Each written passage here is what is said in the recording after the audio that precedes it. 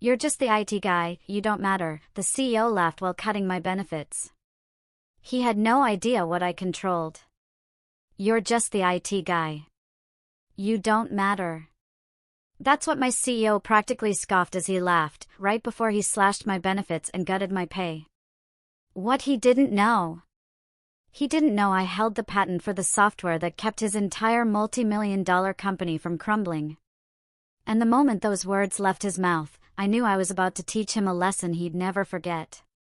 This happened 6 months ago, and honestly, some nights I still wake up in a cold sweat, remembering how close I came to just accepting it.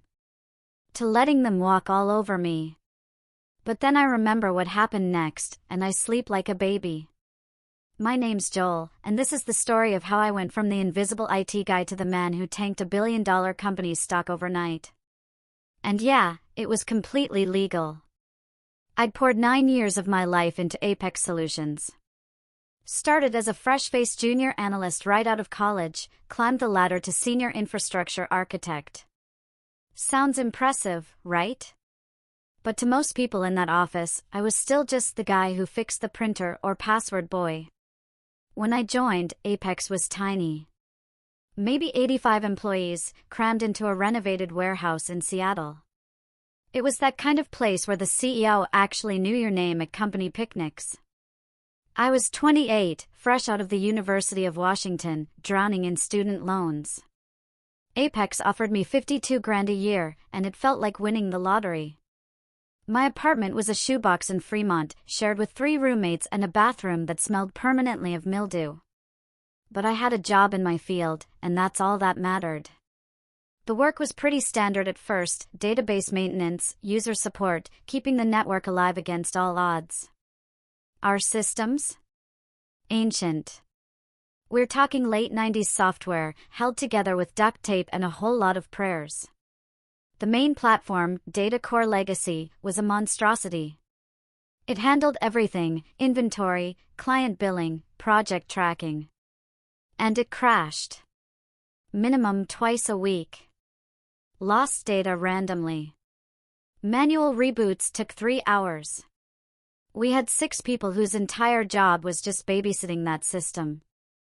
I spent my first 2 years learning every single quirky detail, every bug, every workaround. I got really good at calmly explaining to irate department heads why their quarterly reports had just vanished into the digital ether. But here's what nobody knew. 5 years into my tenure, I hit my breaking point. We just lost Patterson Industrial, a major client worth $4.2 million annually, because DataCore corrupted 3 months of their project data. Gone.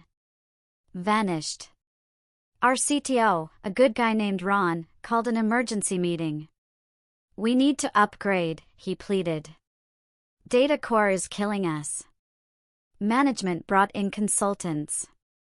3 different firms, each one quoting between $15 and $22 million for an overhaul. Implementation? 2 to 3 years. The board rejected every single proposal. Too expensive. Too risky. Too long. So, we stuck with DataCore. And I stayed angry. That's when I started building something in my off hours. My girlfriend at the time, Rebecca, was a nurse with rotating shifts. She'd leave for work, and I'd sit down at my home office. Nothing fancy, just a desktop I'd built myself and 3 Black Friday monitors. And I'd code. Every night. Sometimes until 3 a.m. Weekends were fair game, too. Rebecca hated it. You work all day, she'd say, then you come home and work all night on the same stuff. It's different, I'd tell her. This is mine. I spent 18 grueling months building that system from scratch. I taught myself Python, even though I'd only done Java and C++ before. Learned 3 different frameworks. Watched probably 400 hours of tutorials. Read documentation until my eyes blurred and my brain ached. The framework I built was adaptive. It learned from usage patterns, optimized its own processes, scaled automatically based on demand. It could handle 10 times Apex's current data load without breaking a sweat. The interface was clean, intuitive. People could actually use it without needing a manual and a prayer. I tested it against DataCore, using our actual company data. My system processed everything 73% faster. And with 0 errors. 0. But here's the smart part, the move that saved my future. I built it entirely on my own time. With my own equipment. Using my own resources. I'd wake up at 5 a.m. on weekends to put in extra hours.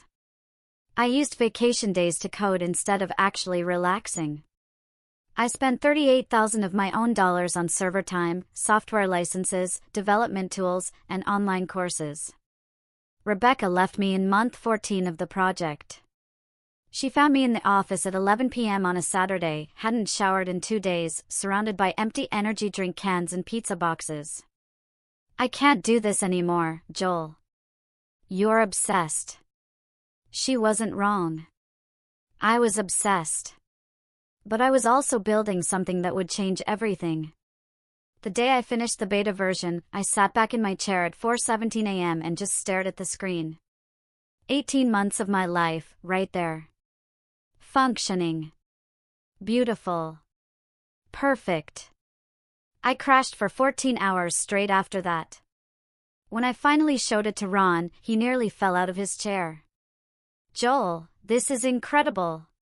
This is exactly what we need. Better than any consultant proposal I've seen. Yeah, I said, I know. How long would implementation take? I can have us fully operational in 6 weeks. Ron's eyes went wide. 6 weeks? The consultants said 2 years minimum. I built it specifically for our infrastructure, I explained. It's plug and play. Ron called an executive meeting the next day. I did the demo in the main conference room. Showed them the processing speed, the data integrity, the scalability, the whole package. The CFO, a woman named Margaret, asked the question I'd been waiting for. What's this going to cost us? I'll license it to the company, I replied. Reasonable terms. You're licensing it? This isn't company property? That's when I pulled out the documentation my lawyer friend Kevin had helped me prepare. Built entirely outside work hours, using personal resources and equipment. According to my employment contract, it's my intellectual property. But I'm happy to let Apex use it. Margaret looked at Ron. Ron looked at the CEO, Andrew. Andrew looked at me. What are your terms? I'd thought about this moment for months. Rehearsed it in my head while debugging code at 2 a.m. I'll license it for $50,000 a year, adjusted for inflation annually. And I maintain full ownership of the patent and codebase. Andrew nodded slowly. That's more than reasonable. Hell, Joel, we'd probably pay 10 times that for what you've shown us. I know, I said, but I'm not trying to gouge anyone. I just want protection. Kevin had been very clear about this, keep the licensing fee reasonable, but maintain ownership. That ownership, he'd said, is your insurance policy. They agreed. We signed the contracts. I got a bonus for the implementation, $12,000, and a plaque that said Innovation Excellence. I'd spent $38,000 building the thing, but whatever. I had my protection. And that's what truly mattered. Implementation took exactly 5 weeks and 3 days. We shut down DataCore on a Friday night, migrated everything to my system over the weekend. Monday morning, people came in, and everything just worked. No crashes. No errors. No frantic calls to IT about lost data. People didn't know what to do with themselves. Our help desk tickets dropped 67% in the first week. Within 6 months, the results were undeniable. Apex could suddenly take on contracts we'd been turning down for years. Projects that DataCore would have choked on, my system handled without blinking. Our client base exploded. Engineering firms came to us for complex data management. Manufacturing companies wanted our logistics tracking. Revenue went from 47 million annually to 89 million in year 1. By year 2, we hit 136 million. Year 3, 183 million. The company grew from 85 employees to over 400, opening offices in Portland and Austin. The original warehouse got replaced with a proper corporate building in South Lake Union. I got promoted to senior infrastructure architect. My salary climbed to $94,000. Good money, but nothing insane, considering I'd built the engine powering the entire operation. For 4 years, everything was smooth. Then Andrew retired. December 2023, he announced he was stepping down. The board started hunting for a replacement. They wanted someone dynamic who could take Apex to the next level. In January 2024, they hired Gregory Chin. 34 years old. Stanford MBA. 3 years at a private equity firm where he'd restructured operational efficiency at 6 different companies. Translation: he cut costs, fired people, and made short-term numbers look good. Andrew had warned me before he left. We grabbed coffee near the office. "Joel," he'd said, "watch yourself with Gregory. Guy's smart, but he doesn't understand what we built here." Gregory started February 1st. First week, I walked into his office for our one-on-one. The guy had already rearranged everything. The walls were plastered with motivational posters about embracing disruption. I hated him on sight. "Joel, good to meet you," he said, without bothering to stand up. We talked about my system. He seemed suspicious of the licensing arrangement. "Seems like we're overpaying." "System's been in place for years." My jaw tightened. "Because it's my intellectual property. The fee includes ongoing maintenance and updates." "Right. We'll revisit that." Second week, Gregory called an all-hands meeting. The conference room was packed. He stood at the front with a presentation clicker. "We need to evolve. If we don't adapt, we die." He clicked to the next slide: Operational Optimization Initiative. Corporate speak for layoffs. He went through 47 slides. By slide 23, he got to it: Our technology infrastructure requires modernization. We're overstaffed and underperforming. It was garbage. My team was lean and efficient. March came around. March 15th started like any other Thursday. Got to the office at 7:45. Grabbed coffee. Checked overnight system logs. Everything perfect. 0 errors. 99.97% uptime for the month. At 9:30, my calendar pinged. Meeting invite from Gregory's assistant. Compensation discussion. Conference room B, 10 a.m. No context. No agenda. Just that. I should have known right then. Conference room B was the small one. The one they used for firing people. It had soundproofing.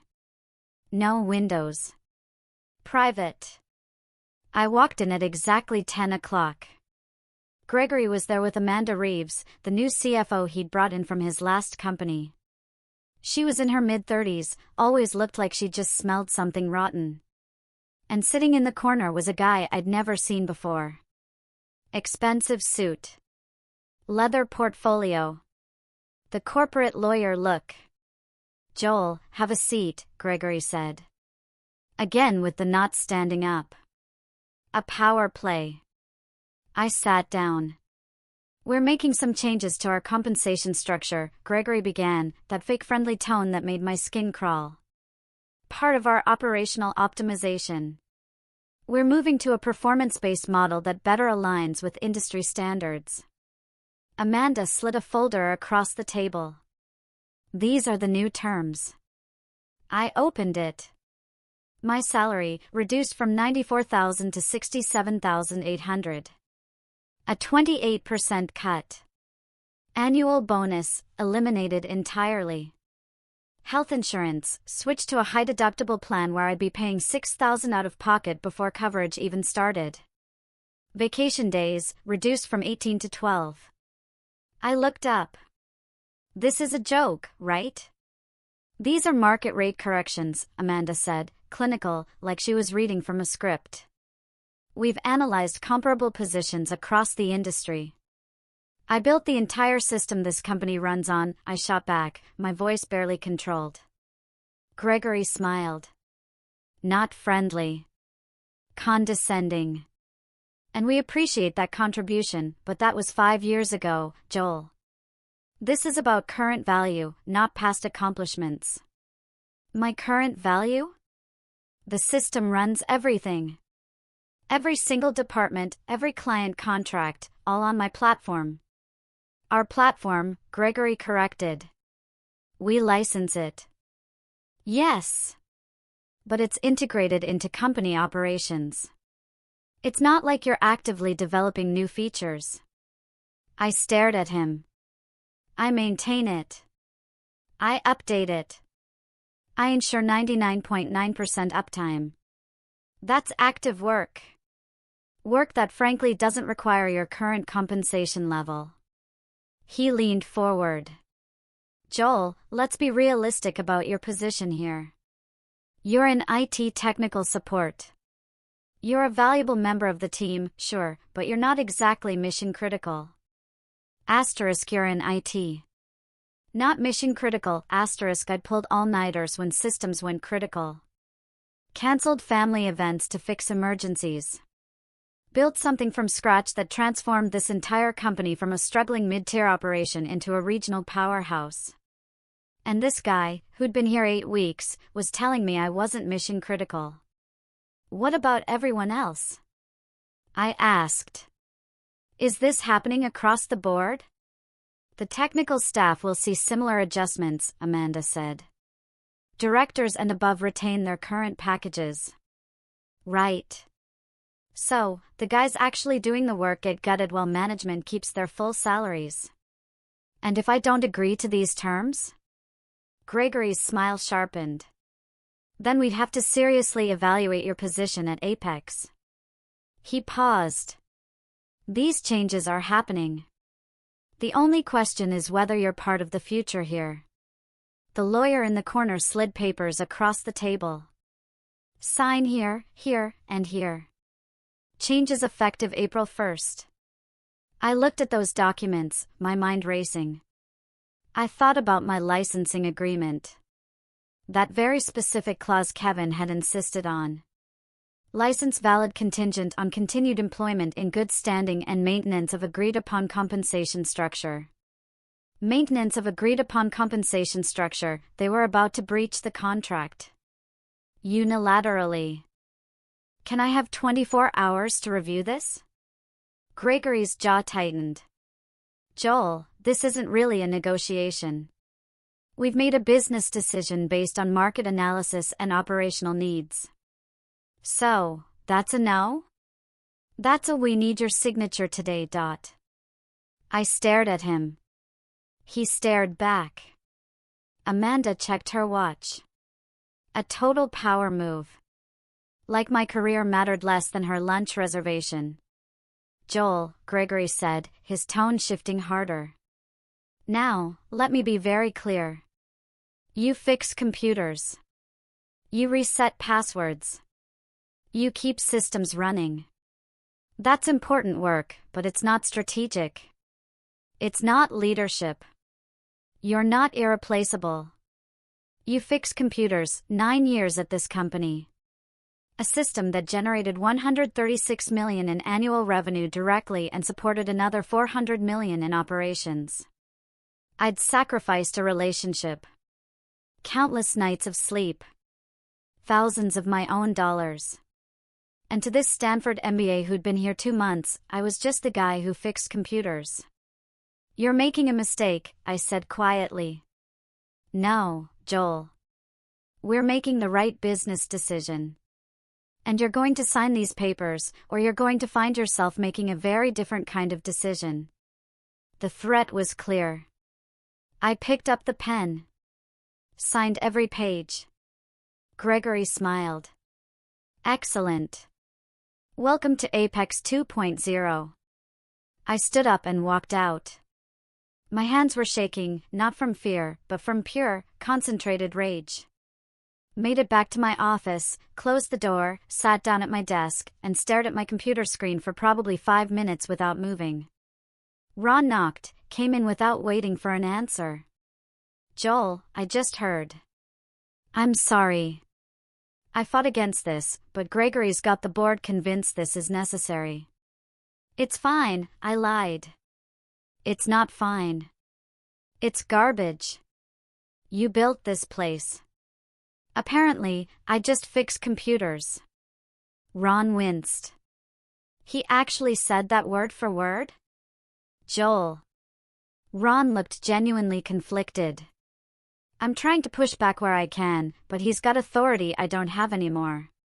New organizational structure. I report to him now. I understand. Ron left. I sat there for another 10 minutes. Then I pulled out my phone and called Kevin. Hey man, what's up? I need to see you tonight. It's important. Something in my tone made him not ask questions. I'll be at Stella's at 7. See you there. I barely functioned the rest of the day. Answered tickets on autopilot. Avoided everyone. Left at exactly 5 p.m. Met Kevin at Stella's Coffee near his office downtown. He was already there, grinding away on his laptop. Corporate law, always grinding. I sat down and explained everything. The meeting, the pay cut, Gregory's comments, word for word. Kevin listened without interrupting. When I finished, he just sat there for a second. Do you still have your licensing agreement? Yeah. Why? Pull it up. I opened my email, found the signed contract, showed him. Kevin read through it, then read it again, then started grinning. Joel, do you understand what you have here? A contract. A nuclear option, he corrected. He pointed at Clause 7, Subsection 3, license valid contingent on continued employment in good standing and maintenance of agreed-upon compensation structure. Yeah, that's the protection we put in. Joel. They just breached this contract. They unilaterally reduced your compensation. That directly violates the licensing terms. You can revoke their license immediately.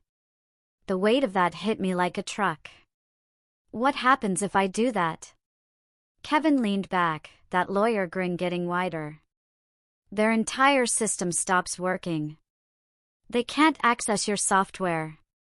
Can't process data. Can't fulfill contracts. Can't operate. The whole company grinds to a complete halt. That's legal? Completely. It's your intellectual property. They broke the contract. You withdraw the license. It's cleaner than a whistle. We can document everything, the compensation reduction, the breach of terms, your right to terminate. Any judge would side with you immediately. I sat there processing. What about my job? They'll fire me instantly. Probably. But you'll have cause to sue for wrongful termination. Plus, you'll hold all the leverage. They'll come crawling back, begging you to restore access. And that's when you name your price. Kevin, this could destroy the company. 400 people work there. 400 people whose CEO just decided to slash your pay after you built the platform that employs them all. Kevin's expression got serious. Joel, I'm not telling you what to do. I'm telling you what's legally possible. Gregory made a business decision. You can make one, too. I thought about it. Thought about Rebecca leaving because I was too obsessed with building something great. Thought about the 38,000 I'd spent, the missed family events, the sacrificed weekends, the nights I'd worked until I couldn't see straight. All to build something that transformed a struggling company into a success story. And Gregory's words kept echoing in my head, *You fix computers. You're not exactly irreplaceable, *. How do I do it? Kevin opened his laptop. We draft a revocation notice. Cite every clause they violated. Document the compensation reduction.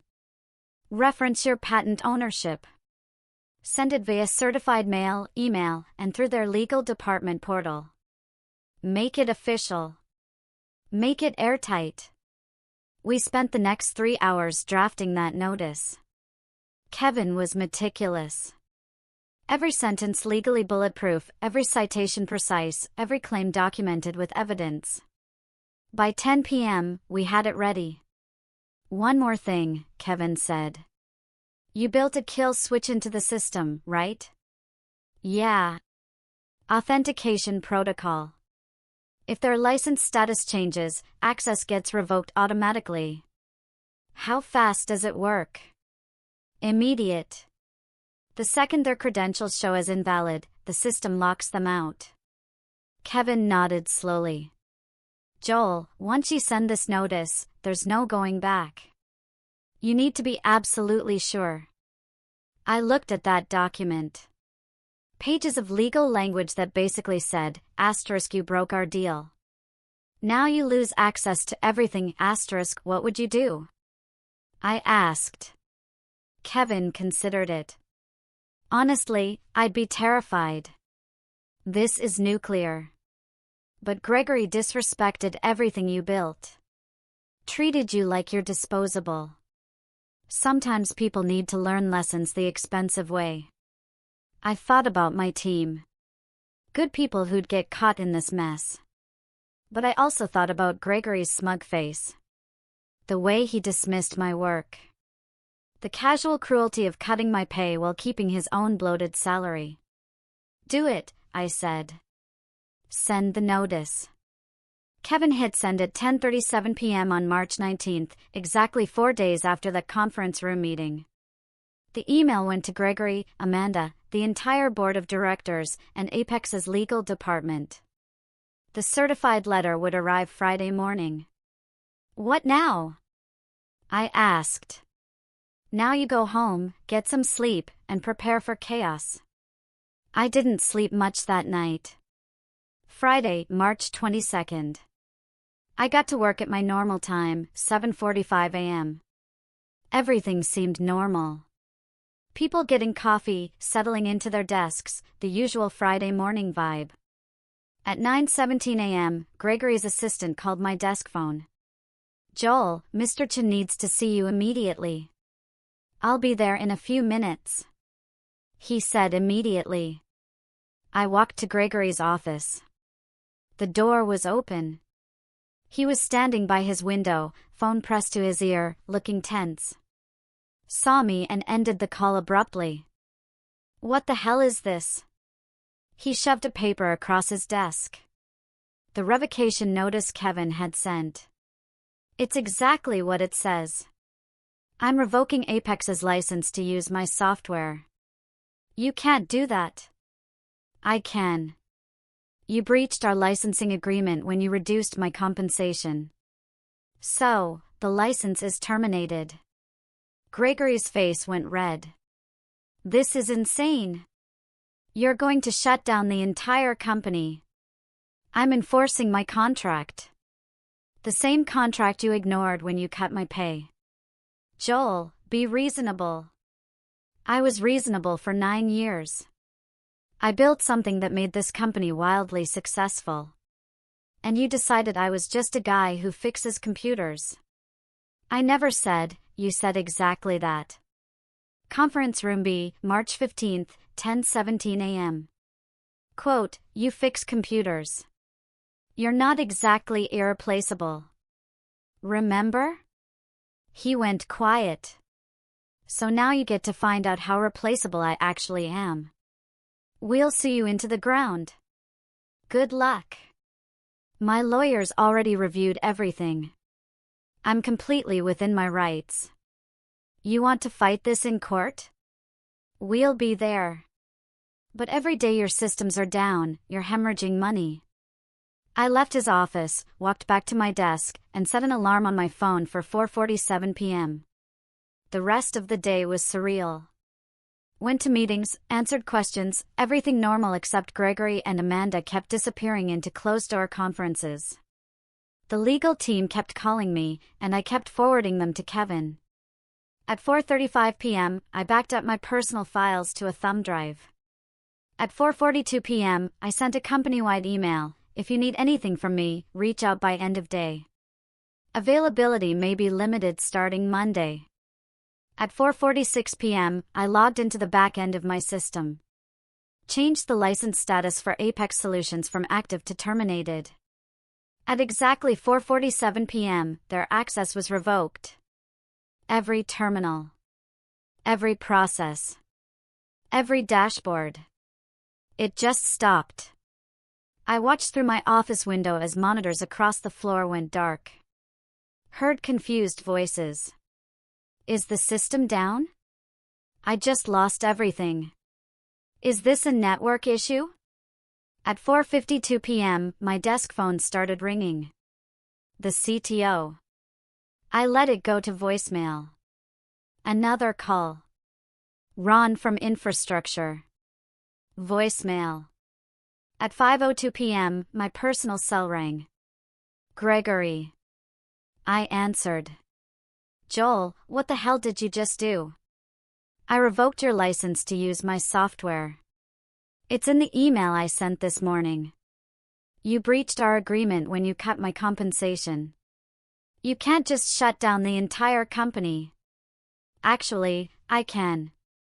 It's my intellectual property. The license agreement was very clear about the terms. You violated those terms. Silence. Background noise. Other people shouting, phones ringing. This is insane. Gregory finally said. You're going to destroy us over a pay adjustment? I'm enforcing my contract the same way you enforced yours when you decided I wasn't worth my salary. Joel, listen to me. No, you listen. You had 9 years of me being loyal, building systems, fixing problems, making this company successful. And you repaid that by cutting my pay 28% and telling me I was replaceable. I didn't mean, you meant exactly what you said. You assessed my value, decided it was less than my compensation, and cut me down. So now I'm showing you my actual value. Every single operation you run is built on my platform, and without access to that platform, you're dead in the water. We'll sue you. Your lawyers already have my contact info. Feel free. Joel, be reasonable. We can work this out. Reasonable? I actually laughed. Okay, here's reasonable. You breached a legally binding contract. I'm terminating the license per the terms we both signed. If you want to renegotiate, have your lawyers contact mine. Until then, good luck running your company without any functioning systems. I hung up. Packed up my desk. Not much to take. Coffee mug, a photo, some personal items. Walked out of that building at 5:23 p.m. while chaos erupted around me. Got in my car, drove home, ordered Thai food, and watched Netflix. My phone kept buzzing. Texts. Calls. Emails. I ignored all of it. The following 72 hours were absolutely unhinged. Saturday morning, Kevin called at 8:43 a.m. Joel, you need to see this. He sent me a link to a Bloomberg article. Apex Solutions stock plummets 34% on system failure. The markets had opened in overnight trading. News was leaking that their systems were completely down. Investors were panicking. My email inbox was flooded. Colleagues asking what happened. Recruiters. even reporters. I ignored all of it. Saturday afternoon, Ron called. Joel, what did you do? I enforced my contract. The entire company is dead in the water. We can't process anything. Payroll's locked. Everyone's scrambling. They should have thought about that before cutting my pay. Joel. Ron sighed. Gregory is an idiot. But 400 people work here. That got to me a little. Ron, what was I supposed to do? Let them disrespect everything I built? Long pause. I don't know. Maybe. Would you? No. Probably not. Sunday morning brought more chaos. Stock dropped another 28%. Total decline, 62%. Business outlets ran it as a major story. Some portrayed me as vindictive.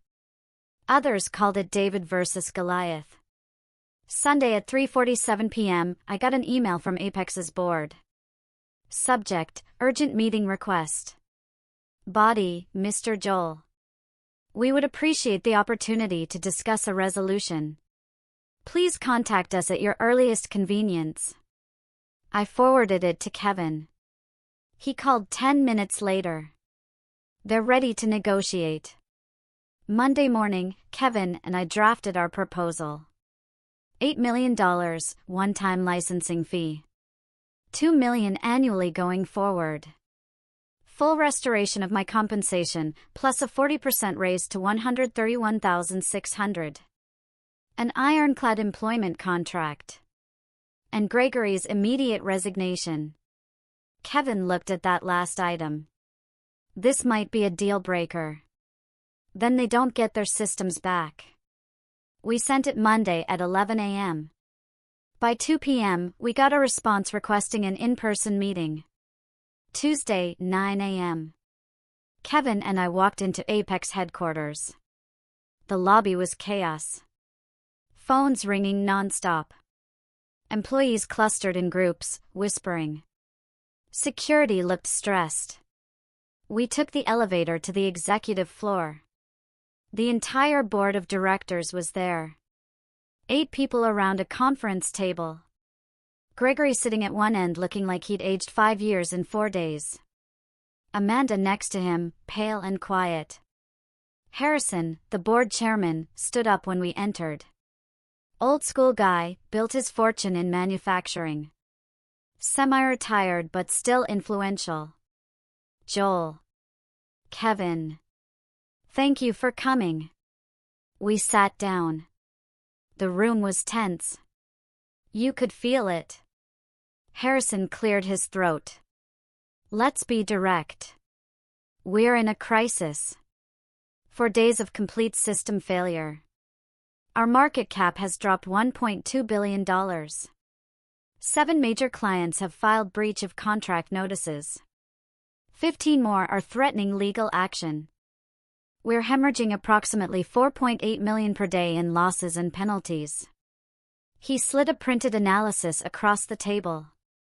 Numbers. Projections. Disaster scenarios. We need those systems operational.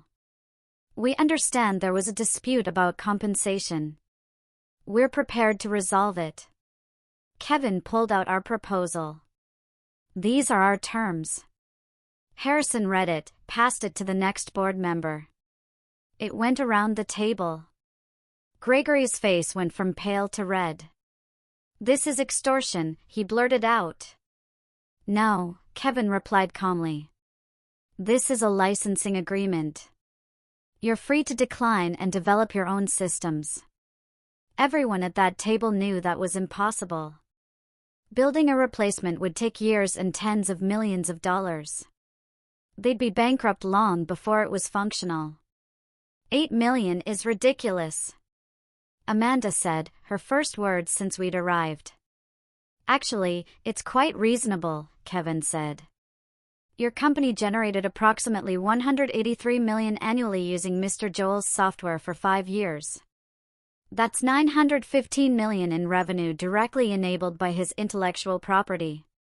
He licensed it to you for $50,000 annually. You paid $250,000 total for nearly $1 billion in value. He let that sink in. The $8 million represents approximately 0.87% of the value his system created. In any reasonable valuation, that's extraordinarily generous. One of the board members, a woman named Patricia, spoke up. What about the ongoing annual fee? $2 million seems high. It's adjusted for inflation and accounts for ongoing maintenance, updates, and technical support, Kevin explained. Industry standard for enterprise software licensing of this complexity runs $3 to $7 million annually. $2 million is below market. Harrison looked directly at me. Joel, I want to apologize personally. What Gregory did was unacceptable. We trusted his judgment about operational changes, and clearly that was a mistake. Gregory started to object. Harrison cut him off with a look. We should have valued your contribution properly from the beginning, Harrison continued. You built something extraordinary. And instead of treating you like the asset you are, we let you be marginalized. I appreciate that, I said. Will you accept our apology and agree to restore access? Not yet. Harrison raised an eyebrow. There's one more item on our proposal, I said. Gregory's resignation. The room went dead silent. Gregory shot out of his chair. Absolutely not. This is absurd. Sit down, Gregory, Harrison said quietly. I will not be forced out by, sit down. Gregory sat. Harrison looked at me. That's a significant ask. Gregory created this situation. He cut my pay, dismissed my contribution, and breached our contract. Every dollar you've lost, every client you're losing, every point your stock has dropped, that's on him. I was implementing necessary operational changes. Gregory interjected. You were cutting costs without understanding what you were cutting. I shot back. You saw $94,000 salary and thought, that's too much for IT, without bothering to learn that the entire company runs on systems I built. That's not strategy. That's incompetence. Patricia leaned forward. Gregory, be honest. Did you know Joel had built the platform before you made the compensation changes? Gregory hesitated. Did you? Patricia pressed. I knew he'd contributed to development, yes.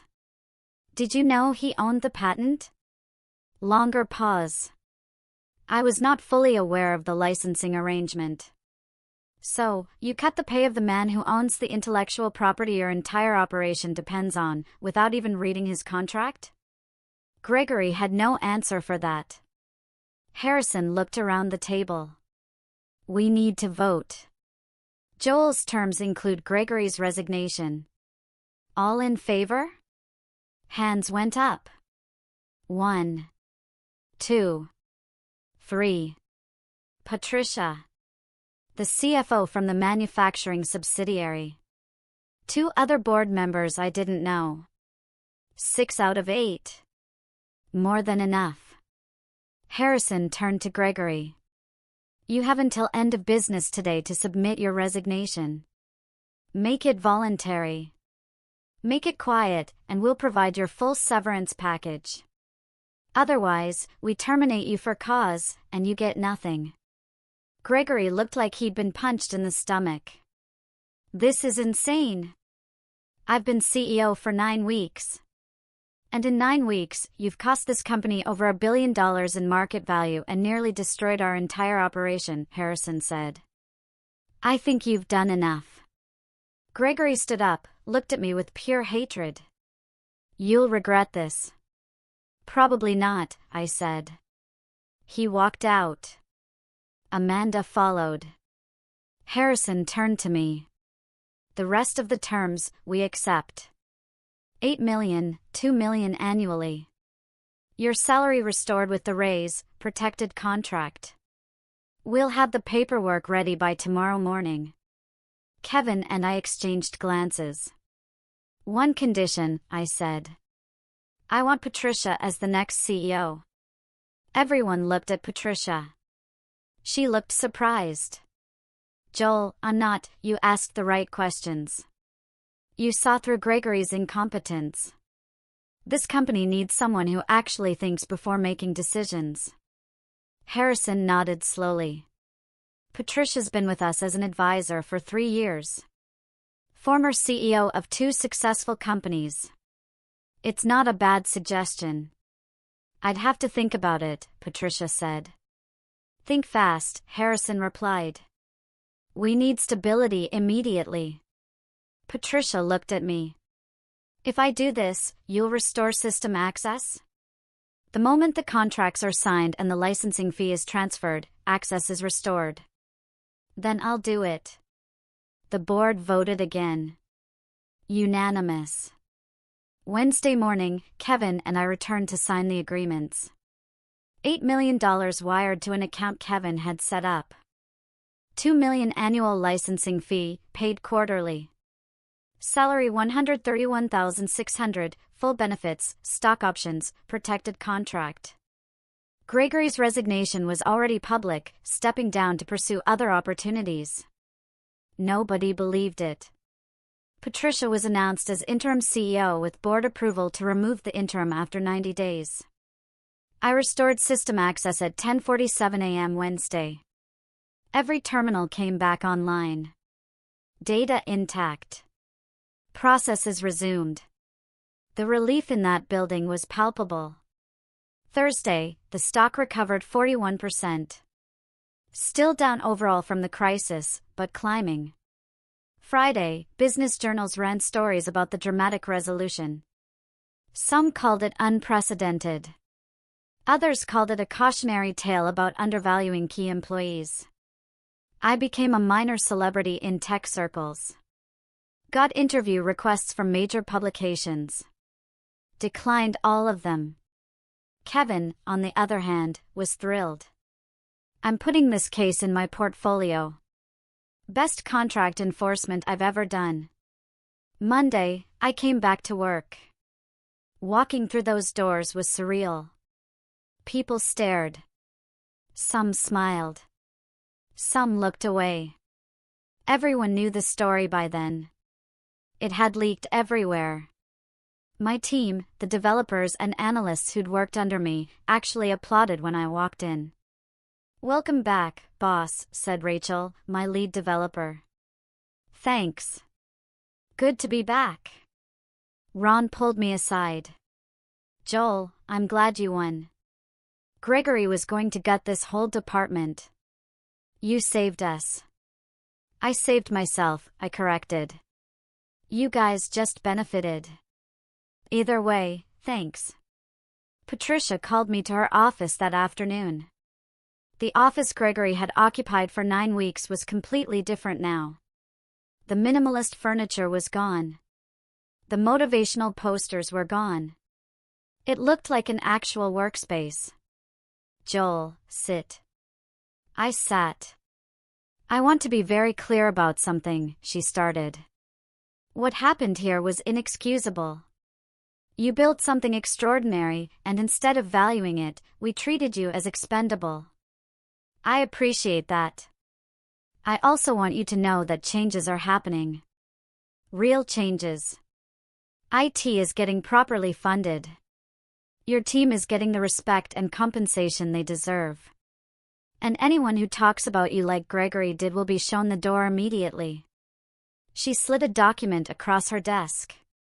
This is your new contract. Everything we agreed to, plus one addition. I read it.